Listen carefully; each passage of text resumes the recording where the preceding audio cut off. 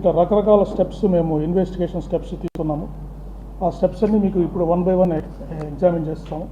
ఒకటి examination of witnesses, అంటే దారి పొడవునా వారి ప్రయాణాన్ని గమనించిన వారిని, లేదా వాళ్ళు ఫోన్లో మాట్లాడిన వారిని, వారు కొంతమంది ఫోన్లో కూడా మాట్లాడారు ప్రయాణం చేస్తున్నప్పుడు, లేదా ఇక్కడ వారి ఫ్రెండ్స్ని ఇక్కడికి వస్తున్న ప్రదేశానికి ఇక్కడ ఒక హౌస్ చూసిన సైట్ చూసిన అబ్బాయి వెల్డింగ్ చేయడానికి ఒక అబ్బాయిని మాట్లాడారు ఆ సైట్లో, వారితో మాట్లాడాము. ఇక్కడ వాళ్ళ ఫ్రెండ్స్తో మాట్లాడాము రాజమండ్రి నగరంలో. తర్వాత వాళ్ళ ఫ్యామిలీ మెంబర్స్తో కూడా మాట్లాడడం జరిగింది. ఈ విట్నెస్ అందరినీ ఎగ్జామిన్ చేశాము. తర్వాత సీసీటీవీ ఫుటేజ్, హైదరాబాద్ బయలుదేరినప్పటి నుంచి వారు మరణించే వరకు దారిలో ఉన్న సీసీ కెమెరాస్లో ఫుటేజ్ అంతా వారి ప్రయాణాన్ని తీసుకోవడం జరిగింది. అయితే సీసీటీవీ ఫుటేజ్ని సెంట్రల్ ఫోరెన్సిక్ సైన్స్ ల్యాబొరేటరీ హైదరాబాద్లో దీన్ని అనాలిసిస్ చేయడం జరిగింది. తర్వాత క్రైమ్ సీన్ అబ్జర్వేషన్, అంటే అక్కడ ఎక్కడైతే ప్రమాదం జరిగారో సీన్ అబ్జర్వేషన్ని ఫోరెన్సిక్ ఎక్స్పర్ట్స్ ఎస్ఎల్ విజయవాడ నుంచి వచ్చి ఆ సీన్ అంతా అబ్జర్వ్ చేశారు. అక్కడ శాంపుల్స్ కూడా కలెక్ట్ చేశారు. తర్వాత ఏ వెహికల్ మీద అయితే వారు బుల్లెట్ మీద, వాళ్ళు ఎన్ఫీల్డ్ బుల్లెట్ మీద వారు ట్రావెల్, ఆ వెహికల్ని కొన్ని సస్పెక్ట్ వెహికల్స్, అంటే వారితో పాటు కొన్ని వెహికల్స్ కార్స్ ప్రయాణం చేసాయి, ఒక 4 నుంచి 6 వెహికల్స్ ప్రయాణం చేసాయి. ఆ వెహికల్స్ అన్నింటినీ కూడా ఫోరెన్సిక్ ఎక్స్పర్ట్స్, ఒక team of transport officials, district transport officer east Godavari district సంబంధించిన ఎంబీఐ, ఏఎంఐ, డిటిఓ గారు ఆ వెహికల్స్ అన్ని ఎగ్జామిన్ చేశారు. టెక్నికల్ డేటా అనాలిసిస్, అంటే వారి సెల్ ఫోన్ ట్రాకింగ్, ఎవరెవరితో మాట్లాడారు అవన్నీ కూడా టెక్నికల్ డేటా అనాలిసిస్లో చేశాము. తర్వాత యూపీఐ పేమెంట్స్, వారి దారిలో వారి సెల్ ఫోన్ ద్వారా కొన్ని పేమెంట్స్ చేశారు, అవి కూడా చూసాము. తర్వాత post mortem examination team of doctors చేశారు. ఈ అనాలిసిస్ ఆఫ్ ఆబ్జెక్ట్స్, బాడీలో ఉండే ఆబ్జెక్ట్స్ అన్ని ఎఫ్ఎస్ఎల్, ఆర్ఎఫ్ఎస్ఎల్ విజయవాడలో ఎగ్జామిన్ చేశారు. ఒక ఫైనల్ ఒపీనియన్ వచ్చింది, ఇన్వెస్టిగేషన్ ఫైండింగ్స్. ఈ లైన్స్లో మీకు మేము ఎక్స్ప్లెయిన్ చేయడం జరుగుతుంది. నెక్స్ట్ ఎగ్జామినేషన్ ఆఫ్ విట్నెసెస్లో మెయిన్ వారి కుటుంబ సభ్యులను ఎగ్జామిన్ చేశాము. వారెవరు కూడా మాకు ఎటువంటి అనుమానం లేదు, పోలీసు వారే ఇన్వెస్టిగేట్ చేసి వారికి మరణానికి కారణం తెలియజేయండి అని చెప్పడం జరిగింది.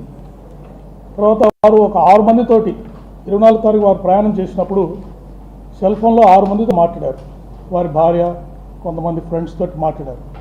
ఎక్కడ కూడా జనరల్ టాకే చేశారు, ఏది కూడా వేరే విషయాలు ఏమీ మాట్లాడలేదు. తర్వాత వారు 1 month 2 months కాల్స్ తీసుకొని ఫ్రీక్వెంట్గా ఎవరితో మాట్లాడుతున్నారు అని కూడా వాళ్ళతో కూడా విచారించాం. సో వాళ్ళు కూడా జనరల్గానే చెప్పారు, ఈ రిలీజియస్ మ్యాటర్స్, పర్సనల్ మ్యాటర్స్ వాళ్ళు మాతో మాట్లాడినట్టు చెప్పారు. తర్వాత ఐ విట్నెసెస్, ఇప్పుడు జర్నీలో వారు హైదరాబాద్ నుంచి బయలుదేరింది రాజమండ్రి వచ్చేంత వరకు కూడా ఒక పెట్రోల్ బంక్లో పెట్రోల్ పోయించుకున్నారు, కొన్ని షాప్స్ విజిట్ చేశారు. తర్వాత కొన్ని చోట్ల వారికి యాక్సిడెంట్ జరిగాయి. అక్కడ అందరు విట్నెస్లు ఎవరైతే ఉన్నారో విట్నెస్ అందరితోటి మాట్లాడడం జరిగింది.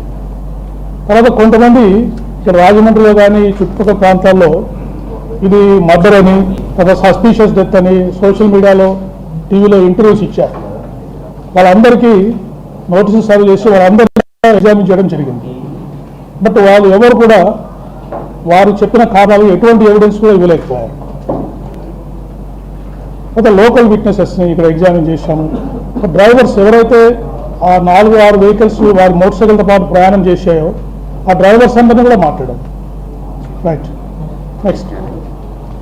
సో ఈ ఐ విట్నెసెస్ అంటే ఓరల్ ఎవిడెన్స్, వాటి ఫైండింగ్స్ ఏంటంటే ఈ శ్రీ ప్రవీణ్ పగడాల గారు, వారు is a Christian teacher and motivational speaker. వారు హైదరాబాద్లో మేరేడు మట్ట దగ్గర నివసిస్తారు. ప్రవీణ్ పగడాల గారు మార్నింగ్ 11 o'clockకి బైక్లో రాజమండ్రికి బయలుదేరారు.